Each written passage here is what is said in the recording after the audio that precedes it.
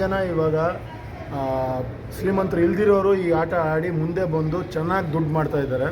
ಈ ಸ್ಪೋರ್ಟು ಇವಾಗ ಸಾಹೇಬ್ರು ಹೇಳೋ ಥರ ಒಲಿಂಪಿಕ್ ಸ್ಪೋರ್ಟ್ ಹಾಕಾದ್ಮೇಲೆ ಭಾಳ ಫಂಡಿಂಗ್ ಬರ್ತಾಯಿದೆ ಗಾಲ್ಫ್ಗೆ. ಭಾಳ ಜನ ಇವಾಗ ದುಡ್ಡು ಕೊಡ್ತಾ ಇದ್ದಾರೆ, ಕಾರ್ಪೊರೇಟ್ ದುಡ್ಡು ಕೊಡ್ತಾ ಇದ್ದಾರೆ.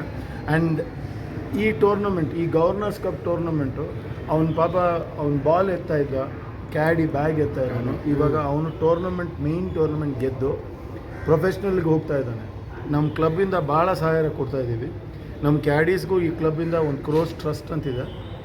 ಅದರಿಂದ ಎಲ್ಲ ಅವ್ರ ಮಕ್ಕಳಿಗೆ, ಅವ್ರ ಫ್ಯಾಮಿಲಿಗೆ ಎಲ್ಲದಕ್ಕೂ V are taking care of education, ಆಮೇಲೆ ಹೆಲ್ತ್ ಕೇರು ಎಲ್ಲ ಕೊಡ್ತಾಯಿದ್ದೀವಿ.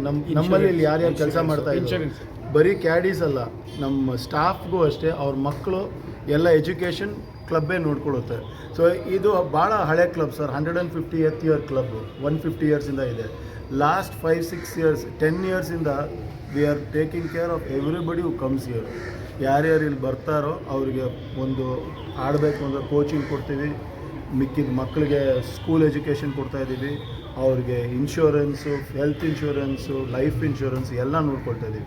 ಸೊ ಕ್ಲಬ್ ಕಡೆಯಿಂದ ಏನೇನಾಗುತ್ತೋ ಎಲ್ಲ ಮಾಡ್ತಾಯಿದ್ದೀವಿ. That is what our aim is. ಅದಕ್ಕೆ ನಮ್ಮ ಗವರ್ನರ್ ಸಾಹೇಬರು ಎವ್ರಿ ಇಯರ್ ಮಿಸ್ ಮಾಡದೆ ಬರ್ತಾರೆ. ಅದು ನಮಗೆ ಭಾಳ ಗರ್ವ ಪ್ರಶ್ನೆ. ಅದು ವಿ ಆರ್ ವೆರಿ ಹ್ಯಾಪಿ, ಹೆಮ್ಮೆ ಅವ್ರು ಬರೋದಿಲ್ಲ. ಅದಕ್ಕೆ ತಾವೆಲ್ಲ ಬರ್ತಾಯಿದ್ದೀರಾ, it's very we like to see. ತಾವು ಬರ್ತಾ ಇರಬೇಕು ನಮ್ಮ ಕ್ಲಬ್ನ. ನಾವು ಏನೇನು ಮಾಡ್ತಾಯಿದ್ದೀವಿ, ನಮ್ಮ achievements, not just sporting achievements, ನಾವು ಹ್ಯೂಮ್ಯಾನಿಟೇರಿಯನ್ ಅಚೀವ್ಮೆಂಟ್ಸ್, ನಾವು ಜನಕ್ಕೆ ಸಂಖ್ಯೆಗೆ ಏನೇನು ಮಾಡ್ತಾಯಿದ್ದೀವಿ ಅವೆಲ್ಲ ನೀವು ಪ್ರೆಸ್ನಲ್ಲಿ ಹಾಕಬೇಕು. That's what we are looking forward to. Golf ಕೋರ್ಸ್ಗಳ ಸಂಖ್ಯೆ ಜಾಸ್ತಿ ಆಗಬೇಕು ಅಂತ ಏನು ಬಯಸ್ತೀರಾ? ಗಾಲ್ಫ್ ಕೋರ್ಸ್ ಸಂಖ್ಯೆ ಜಾಸ್ತಿ ಆಯಿತು ಅಂದರೆ ಜಾಸ್ತಿ ಜನ ಆಡ್ತಾರೆ. ಪ್ರಾಬ್ಲಮ್ ಇರೋದೇನು ಅಂದರೆ ಜಮೀನು ಭಾಳ ಜಾಸ್ತಿ ರೇಟು.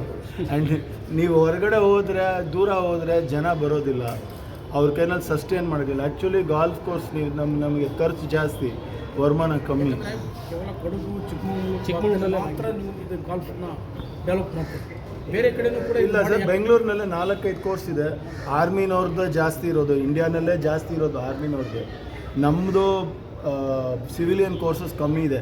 ಮೇಯ್ನ್ ಪ್ರಾಬ್ಲಮ್ ಏನು ಅಂದರೆ ಮಿನಿಮಮ್ 80 ಎಕರೆ ಬೇಕು, ಜಾಗ ಇಲ್ಲ. ಅದು ಮೇಂಟೆನೆನ್ಸ್ ಆಗಬೇಕು. ಇದು ಹೈಬ್ರಿಡ್ ಕುದುರೆ ಥರ ಭಾಳ ಇದು ಬೇಕಾಗುತ್ತೆ ಗ್ರಾಸ್ಗೆ.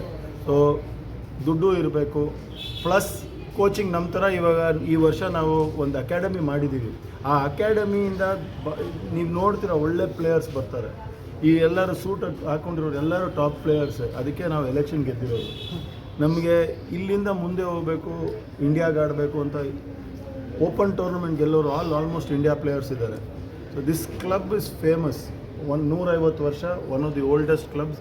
ಈ golf course oldest golf course in India. ನೀವು ಬಂದಿರೋದು ಆ ಥರ ಗಾಲ್ಫ್ ಕೋರ್ಸ್ಗೆ.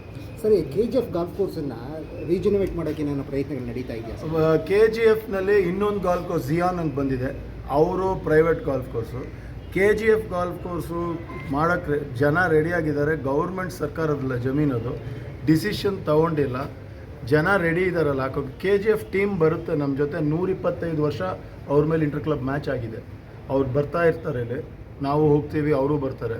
ಜನ ಆಡೋರಿದ್ದಾರೆ ಅಲ್ಲಿ. KGF ನಿಮ್ಗೆ ಗೊತ್ತಿರಬೇಕು, ಎಲ್ಲ ಒಳ್ಳೆ ಅಥ್ಲೀಟ್ಸೇ. ಮೊದಲೆಲ್ಲ ಹಾಕಿ, ಒಲಿಂಪಿಕ್ಸ್ ಎಲ್ಲ ಅಲ್ಲಿಂದನೇ ಬರ್ತಾಯಿದ್ರು. ದುಡ್ಡಿಲ್ಲ ಸರ್ ಅಲ್ಲಿ. ದುಡ್ಡು ಯಾರಾದರೂ ಕಳಿಸಿದ್ರೆ ಸರ್ಕಾರ ಓಕೆ ಅಂತ ಹೇಳಿದ್ರೆ ಡೆಫಿನೆಟ್ ದೊಡ್ಡ ಗಾಲ್ಫ್ ಕೋರ್ಸ್ ಬ್ಯೂಟಿಫುಲ್ ಆಗಿದೆ.